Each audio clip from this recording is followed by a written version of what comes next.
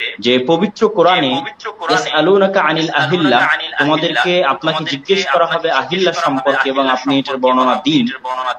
তো এই জায়গায় আসলে হেলাল বলতে কি বুঝায় এবং হেলালের ইসলামী শরঈ দৃষ্টিতে হেলালের সংজ্ঞাটা কি হতে পারে এবং এখানে আহিল্লা শব্দটা কেন বহুবচন ব্যবহার করা হলো, আহিল্লা বহুবচন করার উদ্দেশ্য কি, মাতালে তথা উদয় স্থলের পার্থক্য ভেদে বিভিন্ন দেশের কয়েক চাঁদ বোঝানো উদ্দেশ্য, না এটার দ্বারা 12 মাসের 12টি চাঁদ তথা এই জন্য এখানে বহুবচন ব্যবহার করা হয়েছে। আর দ্বিতীয়, হেলালের সঙ্গে দিতে গিয়ে যে বিষয়টি আপনি স্পষ্ট করবেন যে হেলালের ক্ষেত্রে আমরা কি চোখে দেখলে হেলাল ধরবো, না দূরবীনের মাধ্যমে যান্ত্রিক ব্যবহারের মাধ্যমে যদি আমরা চাঁদ দেখতে পাই তাহলে সেটাকেও হেলাল বলে গণ্য করব।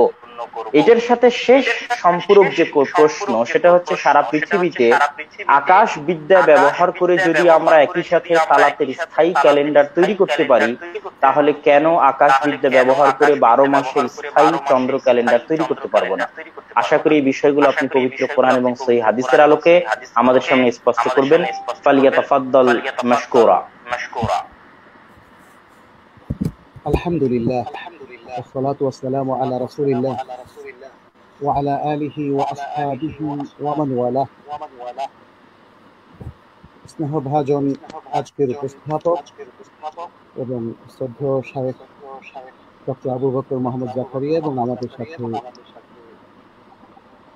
কাছের এবং দূরের যে সকল দর্শক ভাই বোনেরা রয়েছেন, আপনাদের সবাইকে স্বাগত জানাচ্ছি। অত্যন্ত গুরুত্বপূর্ণ একটি প্রশ্নের অবতারণা এখানে করা হয়েছে। আমি সরাসরি তার উত্তরে চলে যেতে চাই। হিলাল কাকে বলা হয়? আল্লাহ সুবহানাহু ওয়া তাআলা সূরা আল বাকারার 179 নম্বর আয়াতে যে বলেছেন ইয়াসআলুনাকা আনিল আহিল্লাহ কুল হিয়া মাওয়াকিতু লিন-নাসি ওয়াল হজ। এখানে আহিল্লাহ শব্দটি বহুবচনে ব্যবহার করা হয়েছে, যার এক বচন হচ্ছে হিলাল। হিলাল কাকে বলা হয় তার শাব্দিক অর্থটা দিয়ে আমরা একটু শুরু করি। হিলাল শব্দের আসলে মূল অর্থ হচ্ছে রাফউস সাউত, অর্থাৎ স্বর উঁচু করা। যখন মানুষ নতুন চাঁদ দেখে তখন তারা তাদের স্বর উঁচু করে থাকে এবং রুইয়াতে হেলালের যে যিকির রাসূলুল্লাহ সাল্লাল্লাহু আলাইহি ওয়াসাল্লাম আমাদেরকে শিখিয়েছেন সেটা তারা করতে থাকে, ফলে একটা উচ্চ স্বর তৈরি হয়। সেখান থেকেই এই নতুন চাঁদকে হেলাল বলা হচ্ছে। আর যেমন বলা হয় ইস্তাহাল্লা সাবি, যখন সে জন্মগ্রহণ করার পরে চিৎকার করে ওঠে, স্বর উচ্চ করে। আর এছাড়াও যেমন বলা হয় আহাল্লাল কওমু বিল হজ্জি, যে মানুষ হজের যে তালবিয়া সেটা উচ্চ স্বরে পাঠ করলো, যখন তারা উচ্চ স্বরে তালবিয়া পাঠ করে। এখান থেকে আমরা বুঝতে পারছি যে হেলাল হলো নতুন চাঁদ। অর্থাৎ যখন কোনো মাসের শুরুতে প্রথম যে চাঁদ দেখা যায় এবং যেটা দেখে রাসূল সাল্লাল্লাহু আলাইহি ওয়াসাল্লাম আমাদেরকে শিখিয়েছেন একটা দোয়া করতে হয়, সেটি হলো হেলাল। আচ্ছা, এখন হেলাল এখানে বহু বচন আসার ব্যাখ্যাটা কি? ওলামায়ে কেরাম বিভিন্ন ব্যাখ্যা এখানে দিয়েছেন। কেউ হয়তো বলেছেন যেহেতু 12 মাসে 12টা নতুন চাঁদ উদিত হয় সেটি হতে পারে সেদিক থেকে, কিন্তু যারা বলেছেন যে উদয়স্থলকে বোঝানোর জন্য এখানে একাধিক হেলালের কথা বলা হচ্ছে বা হেলালের বহুবচনের শব্দটা এসেছে, সেটা অধিক গ্রহণযোগ্য। এটা এই জন্য যে যেহেতু এখানে আল্লাহ সুবহানাহু ওয়া তাআলা বলে দিয়েছেন কুল হিয়া মাওয়াকিতু লিন-নাসি ওয়াল হজ, এটা মানুষের সময় নির্ধারণের জন্যই আল্লাহ সুবহানাহু ওয়া তাআলা দিয়েছেন। ফলে বিদায়াতুশ শাহর, ওয়াসাতুশ শাহর, নিহায়াতুশ শাহর, অর্থাৎ মাসের শুরু শেষ, এই যে হিসাবটা এটা কিন্তু চাঁদের মাধ্যমেই আমরা নির্ধারণ করি।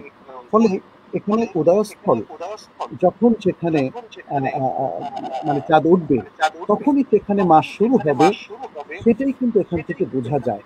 উদয়স্থলের এই ব্যাখ্যাতেই এই আহিল্লাহ এই বহুবচনের সাথে অধিক গ্রহণযোগ্য, অধিক সঙ্গত। এখানে বলা হয়েছে যে চাঁদ দেখার যে বিষয়টা সেটা আসলে কিভাবে নির্ধারণ করা হবে। আসলে এক্ষেত্রে আমরা জানি যে সহিহ হাদিসগুলোতে রাসূলুল্লাহ সাল্লাল্লাহু আলাইহি ওয়াসাল্লাম স্পষ্ট করে বর্ণনা করে দিয়েছেন।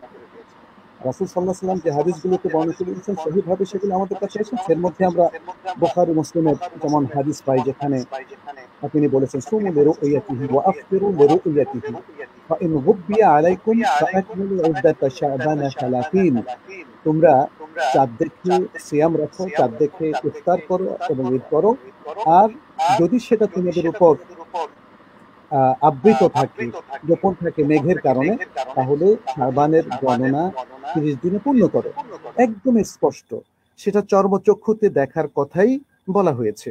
এছাড়া আরেকটা হাদিসে আরো ক্লিয়ারলি বর্ণনা করা হয়েছে, যেমন ইমাম দারাকুতনি তার সুনান গ্রন্থে বলেছেন, যেটা শুআইব আল আরনাউত সহিহ বলে উল্লেখ করেছেন, যে নবী সাল্লাল্লাহু আলাইহি সাল্লাম বলেছেন লা তাসুমু হাত্তা তারাউল হিলালা ওয়া লা তুফতিরু হাত্তা তারাউল হিলালা ফাইন গুম্মা আলাইকুম ফাসুমু 30। তোমরা চাঁদ না দেখা পর্যন্ত তোমরা সিয়াম রাখবে না এবং চাঁদ না দেখা পর্যন্ত ইফতারও করবে না। যদি চাঁদ তোমাদের কাছে আবৃত থাকে তাহলে তোমরা শাবান মাসের গণনা তাহলে তোমরা 30 দিন সিয়াম রাখো। এখানে রমজান মাসের কথা বলা হচ্ছে, আগেরটা শাবান মাসের কথা বলা হচ্ছে।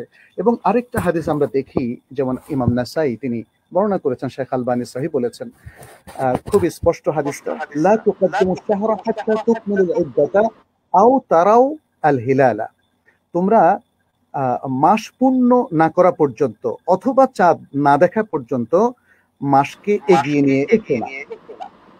তুম্মা সোমো, যদি তোমরা মাস পূর্ণ করো অথবা চাঁদ দেখো তাহলে সিয়াম রাখো। এরপরে বলেছেন ওয়ালা তুফতিরু হাত্তা তারাউল হিলালা আও তুকমিলুল ইদ্দাতা 30। আর তোমরা ইফতার করো না, রোজা ভেঙো না যতক্ষণ না চাঁদ দেখো অথবা যতক্ষণ না 30 দিন পূর্ণ করো, মাসের 30 দিন, রমাদান মাসের 30 দিন পূর্ণ করো। এই হাদিসটা আমরা দেখছি শেখ আলবানী শুদ্ধ বলেছেন। এই হাদিস এবং আরো অনেক হাদিস থেকে স্পষ্ট যে চর্মচক্ষুতেই দেখতে হবে। আচ্ছা, চর্মচক্ষুতে দেখার বিষয়টা আমরা জানি যে, যেমন আমরা যে গ্লাস ব্যবহার করলাম চোখের পাওয়ার বাড়ানোর জন্য, যখন চোখে ভালো করে দেখা যায় না তখন চশমা ব্যবহার করা যায়। এখানে যে কিছু যন্ত্রের কথা বলা হচ্ছে, যেমন দূরবীন কিংবা এগুলো অনেক দূরের জিনিস স্পষ্ট করে দেখার জন্য এই ধরনের যন্ত্র ব্যবহার করা যায়। এটা আমাদের ওলামায়ে কেরাম, মহাদ্দিস ওলামায়ে কেরামগণ বলেছেন, যেমন ফাতওয়াল লাজনাত দায়েমা, শেখ সালেহ ইবনে উসাইমিন, তারা সবাই বলেছেন। এখন প্রশ্ন হচ্ছে, জ্যোতির্বিদ্যা ও আকাশবিদ্যা যে দুটো বিদ্যা রয়েছে, জ্যোতির্বিদ্যাকে বলা হয় ইলমুত তানজিম, যেটা আসলে আমাদের চাঁদ দেখার সাথে রিলেটেড না, এটা হলো তারকা বিদ্যা। তারকার আলোকে মানুষ অনেক কিছু ভবিষ্যৎবাণী করে বা অনেক সিদ্ধান্তে আসে, যেটা ইসলামে আসলে জায়েজ নেই। আর আরেকটা হলো ইলমুল ফালাক, আকাশবিদ্যা, আকাশ সম্পর্কিত যে জ্ঞান আহরণ অথবা এক্সপ্লোরেশন, ইকতিশাফ, এটা শরীয়তে জায়েজ আছে। কিন্তু এই আকাশবিদ্যার ক্যালকুলেশনটাকে কাজে লাগিয়ে চাঁদ দেখার হিসাবটা বের করে সেই ভিত্তিতে কি রমাদানের সিয়াম শুরু করা যাবে, কিংবা শাওয়াল মাসের 1 তারিখ নির্ধারণ করা যাবে, ঈদ উল ফিতর, ঈদ উল আযহা? উত্তর হচ্ছে যে না। এবং এক্ষেত্রে আমরা দেখি যে মক্কার যে ফিকহ কাউন্সিল এর ৪র্থ অধিবেশনের প্রথম সিদ্ধান্তই এসেছে যে ইলমুল ফালাক বা আকাশবিদ্যার যে সায়েন্টিফিক ক্যালকুলেশন আছে, যেটা হয়তো আগামী 50 বছর একটা ক্যালকুলেশন তারা বের করে ফেলেছে, যে কোন দিন এই পৃথিবীতে চাঁদ জন্মলাভ করে এবং কোন দিন সেটা চর্মচোখে অথবা দূরবীনে দেখা যাবে, এবং কোন দিন কোন এলাকা থেকে সেটা উদিত হবে, এগুলো তারা জানতে পারে, বুঝতে পারে। এখন এই বিদ্যার মাধ্যমে আসলে চাঁদ দেখা কি নির্ধারণ হবে? উত্তর হচ্ছে যে না। কারণ এটা যতই সত্য জ্ঞান আমাদেরকে দেখ না কেন, কিন্তু রাসূল সাল্লাল্লাহু আলাইহি সাল্লাম আমাদের জন্য একটা ডিক্রি জারি করেছেন মুসলিম উম্মার জন্য, যে চোখেই চাঁদ দেখতে হবে এবং চাঁদ দেখেই সিয়াম রাখতে হবে এবং চাঁদ দেখেই ইফতার করতে হবে। এটা একটা ওহির ডিক্রি, এটা শরিয়ার সিদ্ধান্ত। ফলে এই জায়গায় অন্য কোনো নতুন সিদ্ধান্ত চাপানো যাবে না। এবং দূরবীন জাতীয় যন্ত্র ব্যবহার করার মধ্য দিয়ে যে আকাশ যে আমরা দেখতে পারি, সে আকাশবিদ্যাও তাহলে কেন ব্যবহার করা যাবে না? তার উত্তরটা আশা করি এর মধ্যেই নিহিত, যে দূরবীনটা তো চোখে দেখার সাথে রিলেটেড, কিন্তু আকাশবিদ্যা তো চোখে দেখার সাথে রিলেটেড নয়, ফলে আকাশবিদ্যার ব্যবহার এখানে করা যাবে না। আরেকটা প্রশ্ন এসেছে যে আকাশবিদ্যার ব্যবহার করে সালাতের স্থায়ী ক্যালেন্ডার নির্ধারণ করা হয়েছে। সেটা সত্য, কারণ সূর্য পৃথিবীর কোন জায়গায় কখন কত মিনিট কত সেকেন্ডে উদিত হয় সেটা কিন্তু আকাশবিদ্যার মাধ্যমে আমরা খুব সহজেই জানতে পারি। আর সূর্য ওঠার সাথেই সালাতের আসলে সম্পর্ক, সেখানে কিন্তু কোনো নড়চড় নেই। কিন্তু চন্দ্রের যে বিষয়টা, এখানে ইখতিলাফুল মাতালে বা উদয়স্থলের একটা বড় ব্যাপার আছে।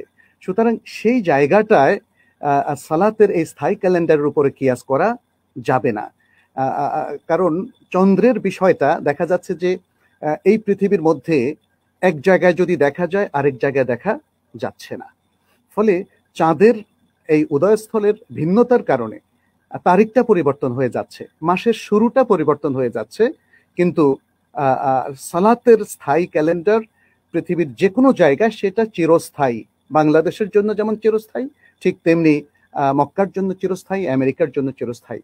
অতএব এই আকাশবিদ্যার ব্যবহার সূর্যের ক্ষেত্রে যেটা স্থায়ী ক্যালেন্ডার তৈরি করার ক্ষেত্রে প্রযোজ্য, সেটা চন্দ্রের ক্ষেত্রে প্রযোজ্য হবে না, কারণ সেটা সহিহ হাদিসের সাথে সাংঘর্ষিক। আল্লাহু তাআলা আলাম।